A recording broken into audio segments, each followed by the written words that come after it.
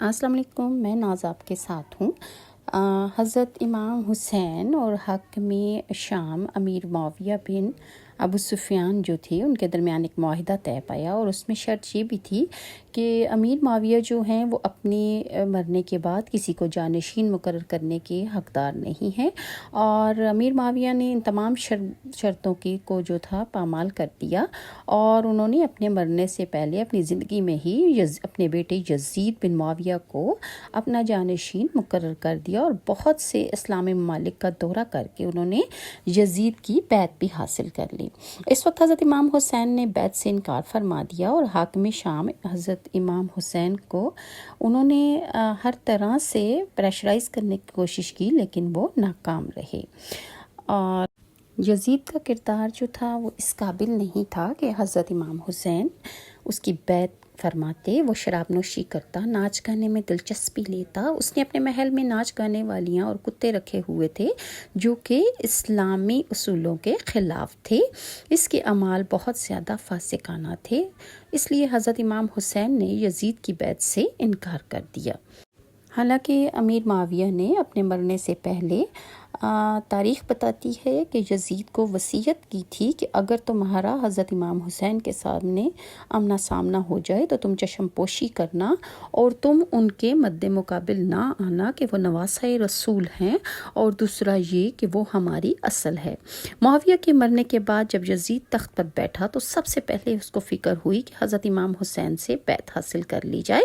اس نے اپنے گورنر کو جو مدینہ میں تھا، معاویہ کی موت کی خبر کے ساتھ ہی یہ نصیحت کی کہ وہ حضرت امام حسین سے اس کے نام کی بیعت لے لیں۔ آپ پہلے ہی طے کر چکے تھے کہ یزید کی بیعت آپ ہرگز نہیں کریں گے، اس لیے مگر اللہ کے دین کی حفاظت اور شریعت اسلام کی خاطر آپ کو یہ گوارا نہ تھا، اور آپ نے گورنر مدینہ ولید کو مناسب جواب دے کر اپنے مکان پر واپس آ گئے۔ حج کا زمانہ قریب تھا، اور آپ کی یہ دلی خواہش تھی کہ آپ اس سال حج ضرور فرمائیں گے، لیکن اس وقت مکہ میں موجود ہونے پر بھی حج کرنے سے محروم ہو گئے۔ ظالم حکومت شام کی طرف سے کچھ لوگ حاجیوں کے لباس میں بھیجے گئے کہ وہ جس حالت میں بھی موقع ملے حضرت امام حسین کو خانہ کعبہ میں ہی شہید کر ڈالیں۔ حضرت امام حسین جو تھے وہ یہ نہیں چاہتے تھے کہ مکہ کے اندر خون ریزی ہو اور خانہ کعبہ کی بے حرمتی ہو، تو وہ انہوں نے حج کو ملتوی کر دیا اور عمرہ کر کے وہاں سے چل پڑے۔ 8 ذی الحج کو حضرت امام حسین مکہ معظمہ سے کوفہ کے ارادے سے روانہ ہوئے، کیونکہ اہل کوفہ نے سینکڑوں خطوط حضرت امام حسین کے نام تحریر کیے کہ آپ کے ساتھ 1,00,000 لوگ ہیں، آپ جلد عراق آ جائیں تاکہ آپ سے بیعت کر لیں سب لوگ۔ حضرت امام حسین نے اپنے چچا زاد بھائی مسلم بن عقیل کو حالات کا جائزہ لینے کے لیے عراق بھیجا۔ کوفہ کے لوگ مسلم بن عقیل سے بڑے اخلاق سے پیش آئے اور قسم کھائی اگر حضرت امام حسین کوفہ آ جائیں تو وہ دل و جان سے آپ کی مدد کریں گے۔ ایک روایت کے مطابق 18,000 لوگوں نے مسلم بن عقیل کے ہاتھ پر بیعت کر لی۔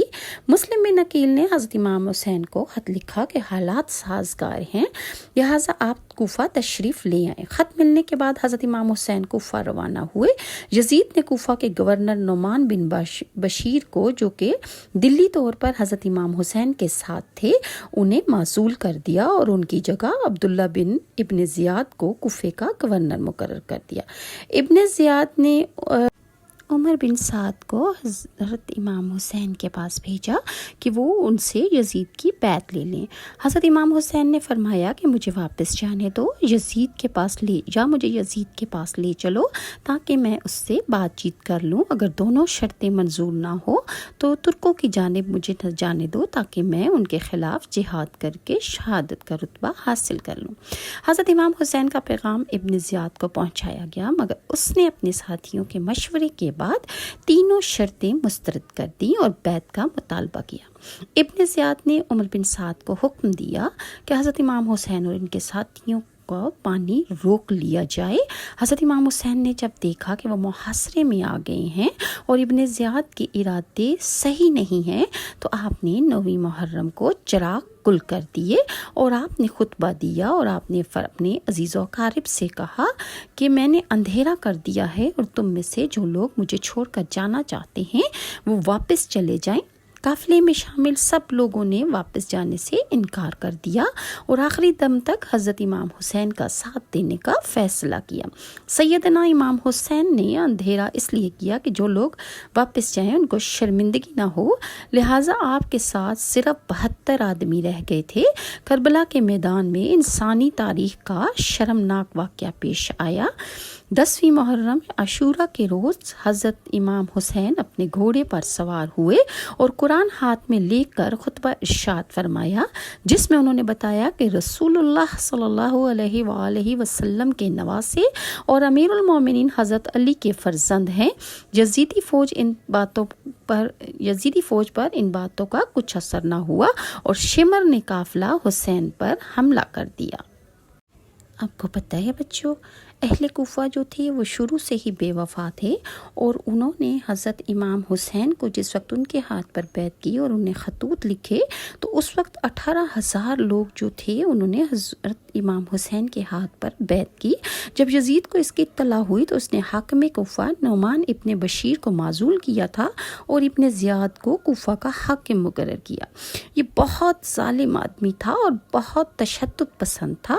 اس نے کوفہ میں آ کر بڑے سخت احکام نافذ کیے اور تمام اہل کوفہ پر خوف اور دہشت طاری ہو گئی۔